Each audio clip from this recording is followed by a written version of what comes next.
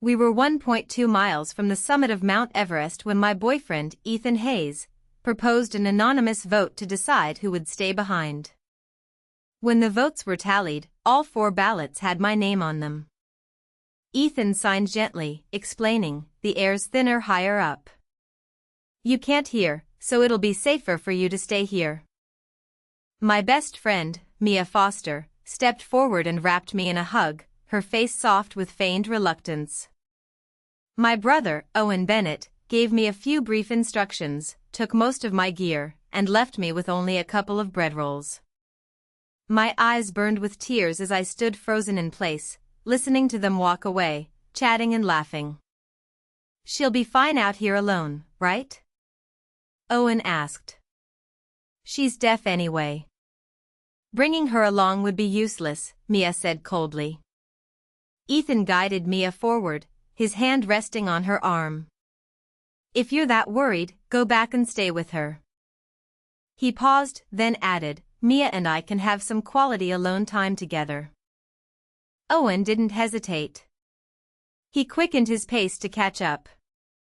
My mind went blank. I'd planned to tell them the good news, that my hearing had come back, once we reached the summit. Now it was clear I was the extra one in all of this. Tears blurred my vision as I turned and started down the mountain with the half-empty oxygen tank they'd left me. I'd only gone a third of a mile when dizziness hit, forcing me to stop and catch my breath from the tank. Dusk was falling when the screen of my satellite phone lit up. I picked it up. It was a text from Ethan. "Clara, we made it to the top. The view up here is incredible. How are you holding up? We'll meet back up with you tomorrow." I let out a bitter laugh and didn't reply. When we'd realized we only had enough oxygen for 3 people to reach the summit, Ethan had suggested the vote. I'd been afraid everyone would vote for Mia, that she'd be hurt, so I'd voted for myself. I'd even planned to stay behind with her, to wait for Ethan and Owen to come back down. I'd never imagined I'd be the one they left behind. A sudden cold settled over me, and my body shook uncontrollably. All my medication had been taken by Owen, left out of the supplies they'd given me. Trembling, I grabbed my satellite phone and texted Ethan for help. 10 minutes passed with no reply. I tried calling him directly, but no one picked up. I forced myself to calm down and sent a desperate plea for help to the number I knew best. I curled into a ball, my consciousness slowly fading. I didn't wake up until familiar voices reached my ears the next morning. I pushed myself up off the ground into a sitting position. The first thing I saw was Ethan carrying Mia on his back. I pushed down the ache in my chest and glanced at my satellite phone. Ethan still hadn't replied. I called out their names as loud as I could, but none of them looked my way. My body was slipping into hypothermia again. I was shivering so hard I could barely speak. My legs were too weak to stand, so I dragged myself toward them, inch by painful inch. That's when I heard the thrum of a helicopter. I jerked my head up. She must have sent the rescue team. Ethan yelled up at the aircraft, "We've got a twisted ankle down here." Moments later, they were hoisted up into the helicopter. I made as much noise as I could, desperate to be noticed. All 3 of them looked stunned when I was pulled aboard too. Ethan frowned. "Clara, why did you start heading down by yourself?" "Mia twisted her ankle trying to find you, you know." "We told you to stay put and wait for us, didn't we?" After he finished speaking, he remembered I couldn't hear, and repeated the words in sign language. A sharp ache rose in my chest. I held out my hand slowly to Owen. "Give me my meds." Owen froze for a second, then rummaged through his bag. But Ethan put a hand on his arm to stop him. "I left all the extra medication back at base camp last night. I only brought the muscle rub Mia needs." He stared at me for a moment, then reached out and pressed his palm to my forehead. He signed, his face full of concern. "Why are you burning up?" I gave him a bitter smile and nodded toward the satellite phone in his pocket. He pulled it out and glanced at the screen. "I didn't have time to check messages yesterday." He took off his jacket and draped it over me, then pulled me close so my head rested on his shoulder. I tried to pull away, but my body was too weak. I let him hold me. From the corner of my eye, I saw Mia glare at me fiercely. When we got to the hospital, he gave Owen a few quick instructions. Then he helped Mia to the surgery department. He didn't come into my room until I was already in bed with an IV in my arm. He picked up the pitcher on the table and poured me a glass of warm water. He signed, "Are you feeling better now?" I nodded, but my mind was filled with images of him and Mia together. I couldn't hold it in. "When did you and Mia get so close?" His pupils flared. "You're the one who's always telling me to look out for her, aren't you?" My chest tightened. Last year, when Owen and I went back to our hometown to pay respects at our father's gravesite, Mia had gotten seriously ill. She'd been an orphan her whole life. I was her only close friend. I couldn't make it back in time, so I'd asked Ethan to take care of her for me. One thing led to another, and they'd grown closer. After that, whenever Mia had a broken pipe or needed help moving furniture, she'd call Ethan. I'd never suspected a thing. I'd been happy they'd become friends. Now it hit me. I'd been the one to push Mia right into Ethan's arms. Furious, I flung the blanket off my bed onto the floor. Ethan's mouth moved like he wanted to say something, but in the end, he stayed silent. The hospital room door swung open. Owen walked in holding a stack of photos, with Mia hopping along behind him. Ethan stood up naturally, stepped forward to support Mia, and guided her over to my bed. Owen handed me the photos. When I saw the first one, a sharp sting pricked the back of my eyes. It was a picture of Ethan and Mia, kissing at the summit. When I didn't say anything, Ethan glanced down, his face darkening instantly. He snatched the photos right out of my hand. Mia took my hand, her eyes wide and innocent. I lifted my gaze and swept it slowly over all three of them. One was the brother I'd grown up with, the only family I'd had. One was my best friend of 10 years. One was the man I'd loved for 5 years. And all three of them had been hiding the same thing from me. If I had to choose which one to let go of first, Ethan or Mia, it would be Ethan. I gripped the edge of the blanket, my voice shaking slightly. "Ethan, we're done." Mia's dull eyes lit up instantly. She nudged Ethan with her elbow. Ethan saw the tears in my eyes, sighed softly, and pulled me into his arms. "Silly girl. You're still running a fever, aren't you? You're talking nonsense. Just get some rest first." With that, he helped Mia out of the room. A text popped up on my phone, "Remember what you promised. I'll come pick you up in 2 days." Once my 4 was finished, Owen left too, saying he had things to take care of. I was left alone in the empty hospital room.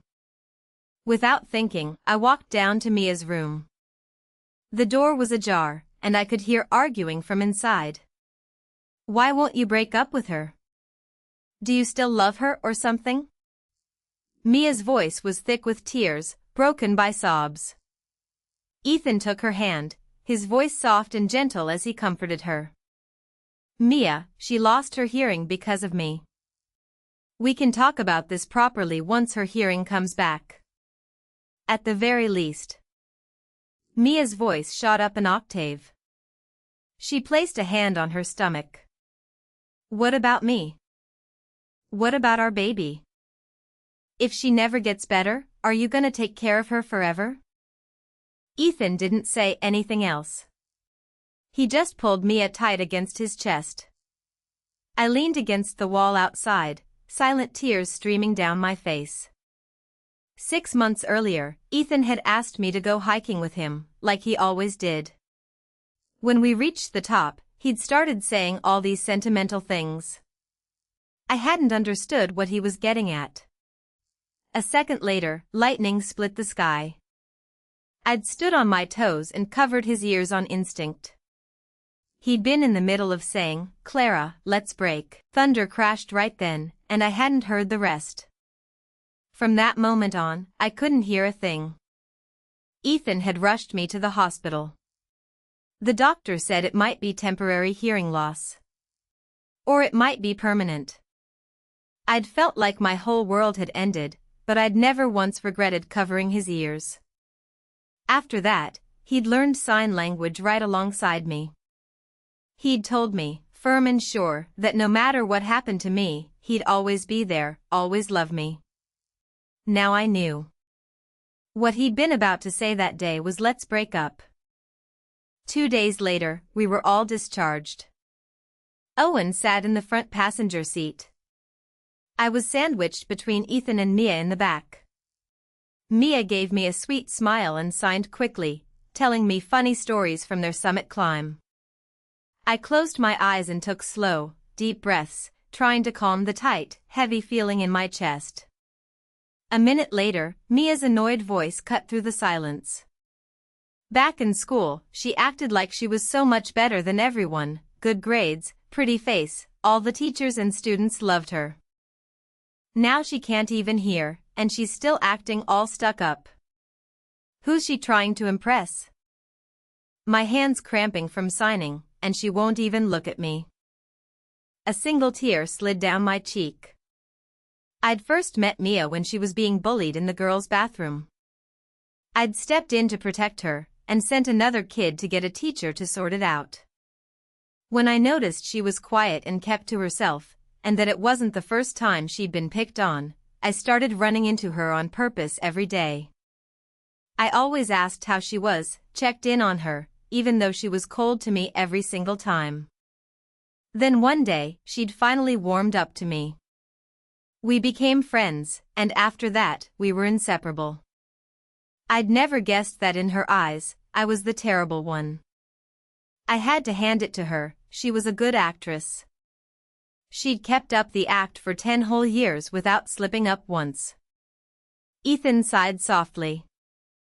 "Come here, let me rub your hand for you." I felt the warmth of their hands lacing together behind my back. Owen said nothing the entire time. When we got home, I went straight to the bedroom Ethan and I shared. The first thing I smelled was Mia's favorite candle scent. The bedding was the exact same set she had at her place. I'd never noticed any of it before. I rummaged through the closet and packed a few changes of clothes. Mia walked in. She glanced at my suitcase, then came over to stand beside me. Her eyes were red.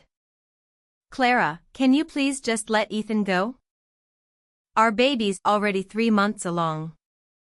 I don't want it to grow up as an illegitimate child, with everyone whispering about it." Even though I'd already known about them, the words still made my chest feel tight, like I couldn't breathe. She took my hand, her eyes pleading. A bitter lump rose in my throat. I held back my tears and pulled my hand away. When I didn't answer, she dropped the act entirely. She grabbed a pair of scissors off the desk, ran out into the hallway, and screamed. "Clara, please. Give me and my baby a chance." I walked slowly out of the bedroom and heard Ethan's hurried footsteps. Ethan fussed over Mia, full of concern. He took the scissors from her, tossed them down at my feet, and gave me a sharp, cold glance. "You're gonna hurt yourself, baby. That would break my heart." Mia looked over at me, her eyes glinting with triumphant malice. I told Clara the truth, and she told me to get an abortion. Said I shouldn't ruin your relationship. Ethan lifted his head and looked at me, disgust written all over his face. He lifted his hands to sign angrily. I bit down hard on my lip, then spoke, my voice trembling. "I can hear you. Ethan stepped in front of me, looking down his nose at me. Clara Bennett, if anything happens to Mia, I will never forgive you. There was no joy in his eyes that my hearing was back. He didn't even ask me for my side of the story. He just blamed me, straight out. I shot back coldly, this has nothing to do with me. Why do you take her word for it and automatically assume I'm the one in the wrong? Ethan let out a bitter laugh, his voice dripping with scorn. Oh, I know exactly what kind of person you are. Like mother, like daughter. Your mom threw herself at a married man and didn't even want you. What makes you think you're any better than her? Tears burst from my eyes. That's not true. I was nothing like her. Back when we were happy and in love, I'd told him my mom had become the other woman while my dad was still in the mourning period after his death. I'd told him I didn't think I deserved to be loved, not with that in my family. And he'd ruffled my hair, gentle and affectionate. That was her mistake, not yours. You're amazing. You deserve every bit of my love. He grabbed my wrist hard and dragged me over to where Mia stood. Apologize to Mia, and promise you'll take care of her baby. Then I might let you stay on as my side piece. I stared at him, stunned. Over my dead body. Owen had come upstairs too. He stood off to the side, like he wanted to say something but couldn't. Mia slapped me across the face, smug. Ethan, if Clara doesn't want to, just forget it. Only then did Ethan let me go. I pressed a hand to my stinging cheek. They'd destroyed everything with their own hands. Just then, the housekeeper hurried up the stairs. Sir, there's a group of people outside. They're asking for Miss Bennett. She was finally here. I went back to the bedroom, grabbed my suitcase, and headed for the front door. Behind me, Ethan's fists tightened. If you walk out that door, don't ever come back. I didn't look back. I won't, I said quietly. Walking out of the house I'd lived in for 5 years, I felt lighter than I had in forever. 10 security guards in black stood out front, and in the middle of them was my mother. I heard the 3 of them walking up behind me, their steps in unison. Clara? You're going with her? Owen asked, shocked. Yes. I didn't deny it. He rushed forward and snatched my suitcase out of my hand, his eyes blazing. Are you crazy? If you go with her, you're not my sister anymore. I let out a scornful laugh. Mom had wanted to take both of us with her when she left. Owen had been the one to tell me she'd remarry, have new kids, and forget all about us. I'd believed him. I'd fought her every step of the way. In the end, Mom had left alone. She'd sent us money every month, but Owen had always sent it back. Who knows where she got that money? We don't want dirty money, he'd said. I'd nodded, not really understanding. But the money Dad left us ran out fast. He said he'd drop out of school and work to put me through college. I couldn't stand the thought of him giving up his future for me. So I'd gotten in touch with Mom and started taking the child support she sent. I'd even told Owen it was scholarship money from school. He believed me without question. It was all so ridiculous. I was going with my own mother. There was nothing wrong with that. All that money you thought was scholarship money? It was hers, I said, slow and clear. He froze completely. It's been half an hour. Are we going? My mom called, urging me on. I didn't hesitate. I grabbed my suitcase and ran to her. Ethan and Mia said nothing the entire time. On the drive over, Mom explained what had really happened all those years ago. That's when I learned she'd never been the other woman at all. Her husband, Connor Grant, had already been in the middle of divorcing his first wife. Mom had moved in the very day their divorce was finalized. She and Connor had been each other's first love, but their families had kept them apart. Mom had been pushed into going on blind dates, and that's how she'd ended up with Dad. Back at Ethan's house, the three of them were each lost in their own thoughts. Mia wrapped her arm around Ethan's, giddy. "Ethan, when are we gonna get married?" Clara can hear now, and her family came to get her. "You don't have to take care of her anymore." Ethan felt a sudden, heavy tightness in his chest. They'd been together 5 years. It felt wrong not having Clara around. He pulled his arm away from her. "Not yet. It's too soon." Mia's smile froze on her face. Owen couldn't stop replaying the image of Clara walking away with her mom. He'd never imagined his little sister would ever leave him behind. The more he thought about it, the angrier he got. He went back to his room. It was the first time he'd ever walked away without caring what Ethan thought. Ethan went back to the bedroom he'd shared with Clara. He opened the closet and found only his own clothes left inside. He slammed his fist into the closet door, furious. "Damn it, Clara Bennett. You really did it, didn't you? You planned this all along, didn't you?" Down in the living room, Mia gritted her teeth. "Why won't he marry me? You're gone, and he still doesn't want me." She walked to his bedroom door, smoothed the anger off her face, and pushed it open. "Ethan. Can I move my stuff in now?" "No," Ethan said coldly. For the next few days, Mia clung to Ethan constantly. Before, he'd loved sneaking around with Mia behind Clara's back. He'd cherished those stolen moments together. But now, Mia just felt clingy and high maintenance. Nothing like Clara. She kept using the pregnancy to make him wait on her hand and foot, or badgering him all day about getting married. The more time he spent with Mia, the more he missed Clara. No matter how late he worked, Clara always left a light on for him in the bedroom.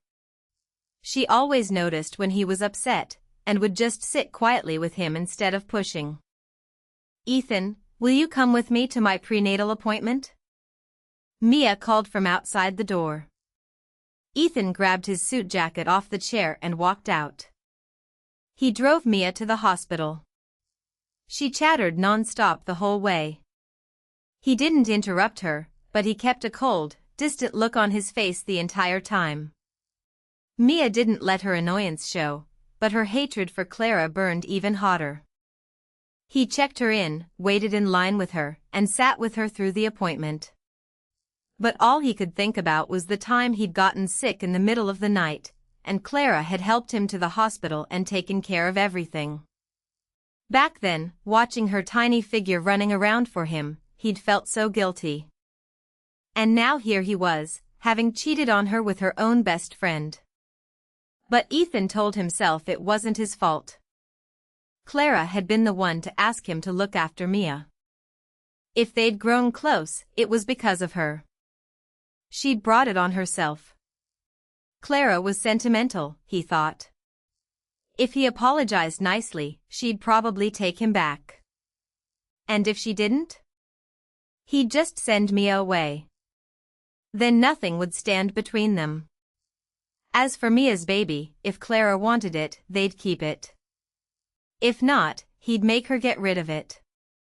He remembered when they'd donated to the children's home together, and all the kids had asked when they were getting married. Clara had blushed so hard she'd hidden her face in his chest.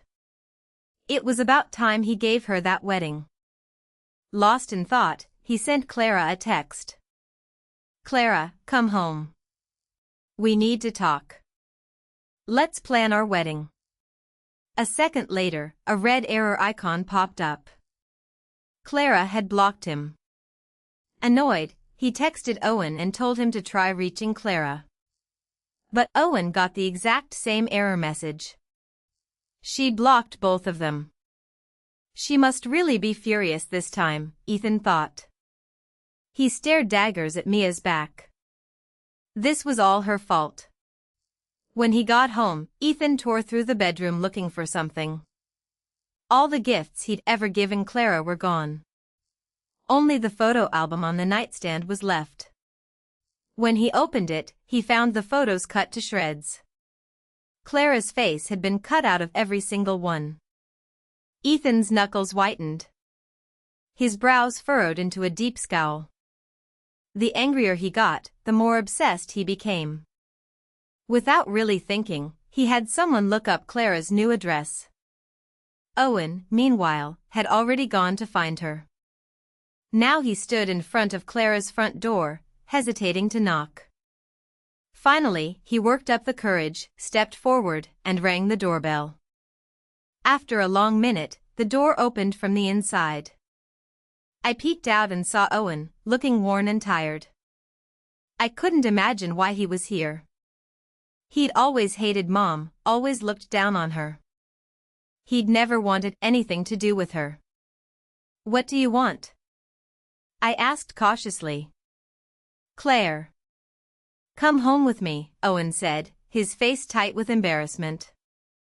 Go home with him? I was fine right where I was. Connor didn't have any children of his own. He was grooming me to take over the company one day. Owen. This is the last time I'll ever think of you as my brother. You knew Ethan and Mia were together, and you hid it from me. All of you did. You left me for dead on Mount Everest. You all did. What makes you think I could ever forgive you for that?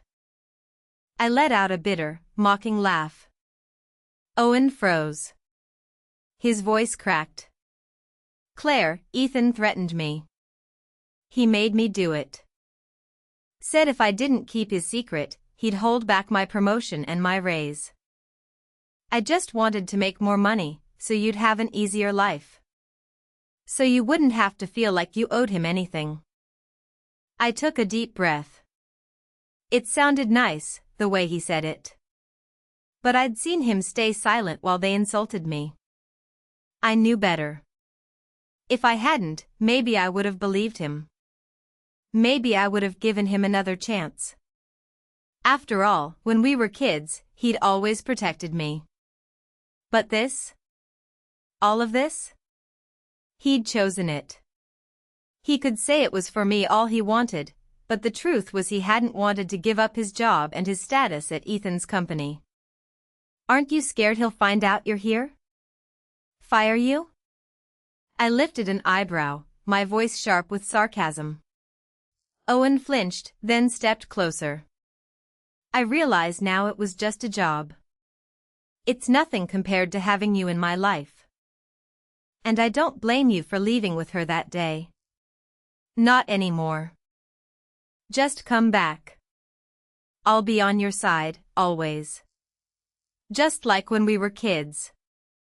Promises like that didn't mean anything anymore. I turned him down flat. I'm not going anywhere with you.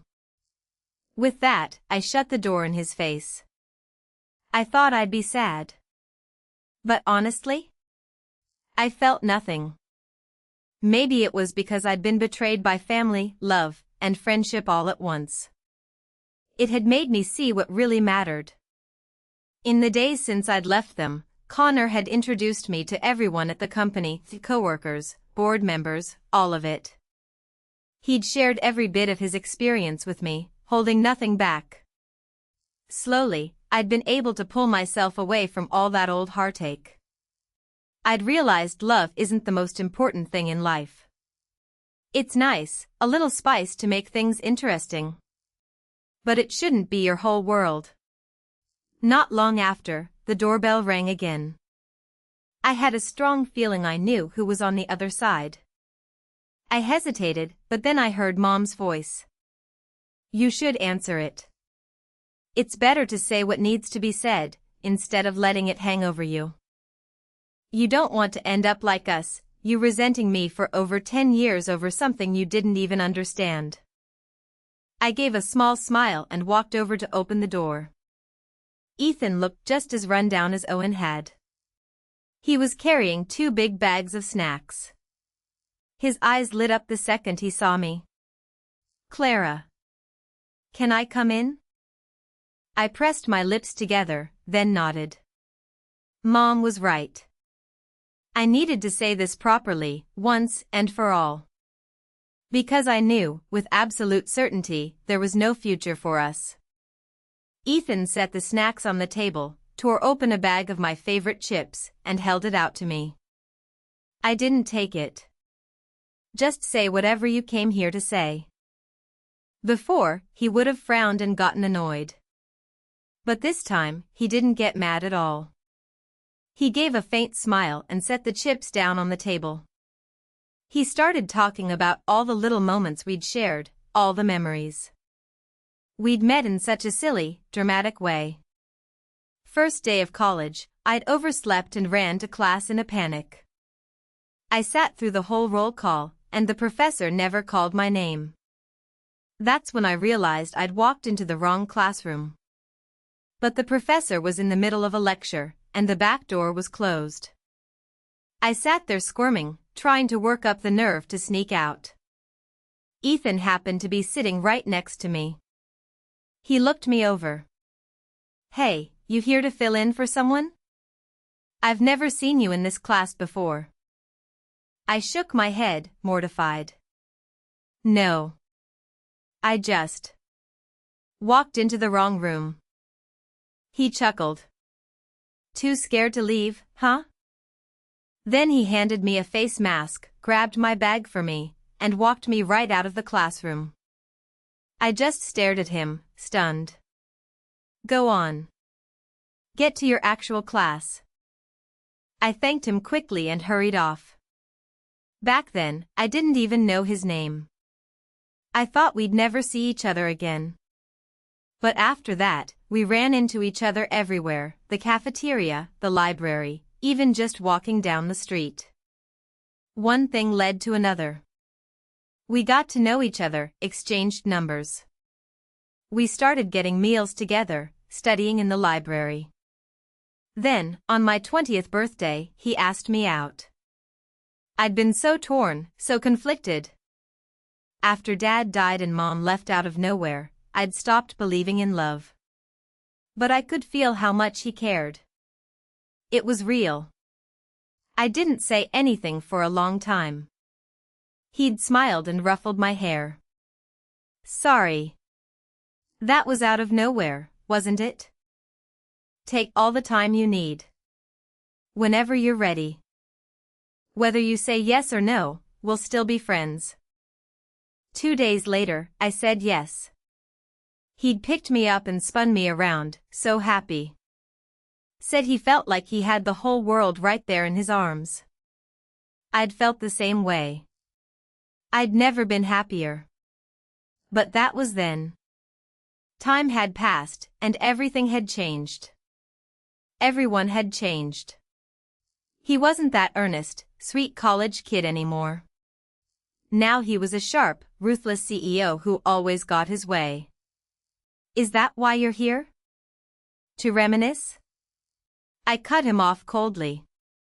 "Not exactly." Ethan paused, then hurried on. "Since you've been gone, I've realized how much I messed up. I want to say I'm sorry. But more than that, I want you to come back." He looked at me, his eyes soft and pleading. "When you broke up with me, I thought you were just angry. Blowing off steam. I didn't think you meant it. Not until you threw away everything we had. But I'm here now. Come home with me. If you keep being stubborn like this, you'll regret it someday." I shrugged. "I won't regret it. There was no future for us the second you chose Mia." "Ethan, let's not make this messier than it already is. Besides, Mia's pregnant with your baby. You need to take responsibility for that." Ethan stared at me, disbelieving. "You really don't care at all? Not even a little?" "Care? Of course I cared. A little. But I was over it. I'd moved on. No. Just go. I didn't want to argue about it anymore. I pushed him out the door. The next day, on my way to work, Mia cornered me. I almost had to wonder, was I really that important to them? Important enough that they kept coming after me, one after another? But a second later, I knew I'd been wrong. Mia's eyes were blazing with rage. She raised her hand to slap me. It was almost funny. I dodged her easily. Last time, Ethan had been holding me so I couldn't move. She actually thought I'd been too scared to fight back. Mia stamped her foot, furious, and pointed a finger right in my face. Clara Bennett, you left. Why are you still here? Why won't you just disappear? You know, I fell for Ethan first. I saw him and knew I wanted him. But he ended up with you. I've hated you since the day we met. I never liked you. Not once. I'd heard her talk about me before. I knew she didn't like me. But I'd never guessed our entire friendship had been one-sided. All 10 years of it. Now I understood. She'd been jealous of me this whole time. We'd both grown up without parents. But only she had been bullied over and over. And me? I was the one the teachers praised. The one everyone looked up to. It had made her furious. She thought I should have been just like her, bullied, insulted, miserable. But people aren't all the same, are they? She'd never been genuine to anyone. She lied, she manipulated, she played games. Eventually, everyone just stayed away from her. I'd been the only one who didn't believe the rumors. I'd thought there was a reason she acted that way, so I'd kept reaching out, kept trying to be her friend. I'd genuinely wanted to help her, to make things better for her. But she'd never let me in. Not really. I stepped forward and slapped her across the face. One for the slap she'd given me. Then I slapped her other cheek. One for 10 years of lies. Mia, your own jealousy is what destroyed you. She screamed, no. This is all your fault. Mia picked up a rock off the ground and hurled it straight at my head. A split second later, the rock stopped inches from my face. I glanced over and saw Ethan. He'd caught it. He set it down on the ground. Mia looked panicked when she saw him. Ethan grabbed her wrist tight. Didn't I tell you to leave Clara alone? Can't you hear me? Maybe I should make sure you never hear anything again. Tears poured down Mia's face. Ethan, you can't do that. I was just teaching her a lesson for you. If she gets hurt, she'll realize she's better off with you. I spoke up then. Mia, why do you keep making excuses? You messed up. Own it. Ethan stared at Mia, his gaze sharp and cold. Mia's body trembled. Ethan, even if you don't love me anymore, think about our baby. That only made Ethan angrier. He shoved her hard, and she fell to the ground. Don't you dare use that baby against me. Then blood started pooling beneath her. Ethan looked annoyed, but he called an ambulance anyway. I didn't go with them. I went straight to work. I thought after that, they'd finally leave me alone. But a few days later, Ethan showed up at my company as a client, wanting to discuss a partnership. If he'd just come to see me personally, I could have turned him away. But I couldn't put the company at risk just for my own sake. Owen came with him this time. Ethan looked exhausted, dark circles under his eyes. He told me Mia had lost the baby. And that he'd never planned on keeping it in the first place. He'd sent her out to the country. She'd never bother me again, no matter what. I nodded. That was fine by me. They kept going back and forth between talking about the old days and asking about my life now. But they never actually got around to talking business. Owen held out a protective lucky bracelet. He'd gotten it at a Buddhist temple for me when I was sick a lot as a kid. I'd worn it for over 10 years, but I'd left it behind when I moved out. Is this part of the business pitch? My voice was cold. Owen shook his head quickly. No. I want you to come back. To be my sister again. Claire, I'm your brother. Your family. The only family you've got. Don't let strangers ruin what we have. I frowned. If we're here to talk business, leave the personal stuff out of it. I thought I made myself clear last time. There's nothing personal between us anymore. Nothing at all. Owen opened his mouth to say something, but nothing came out. Instead, he pulled a bank card out of his pocket and handed it to me, awkward and nervous. Claire, I'm so sorry. This is the wedding savings I put aside for you all these years. I know you don't need it now, but I want you to have it anyway. I won't be around to look out for you anymore. Take care of yourself, okay? Ethan shot Owen a confused, angry look. They must have agreed to come together to convince me to go back. And now Owen was backing out. Clara, we can start over. Fresh. I'll support you in everything you do. Always. You're such a big part of my life.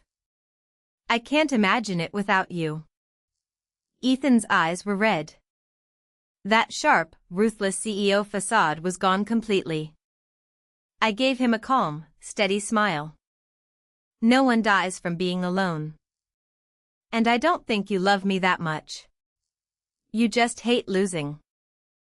Ethan froze, taken aback. He didn't say anything. That was as good as admitting I was right. He tried to say more, but Owen grabbed him and pulled him away before he could. Owen gave me an awkward goodbye over his shoulder. As for the partnership? Ethan just handed it to me, no strings attached. Fine. Consider it a parting gift. After all, no one turns down money. Once the project was over, I never heard from any of them again. With Connor's guidance and my own hard work, I worked my way up to a senior position at his company. Even though I'd gotten my foot in the door through family, no one resented me for it. I'd worked my way up from the bottom, step by step. Everyone had seen how hard I'd worked to get there. I looked up at the lucky bracelet on my desk, the one I hadn't thrown away, and felt a wave of quiet reflection. If I'd never found out they'd left me for dead, I never would have gone back to my mom. I never would have built this life for myself. Nothing in life is ever wasted. Every step I've taken, every good thing and every bad, they all led me here. And that's enough.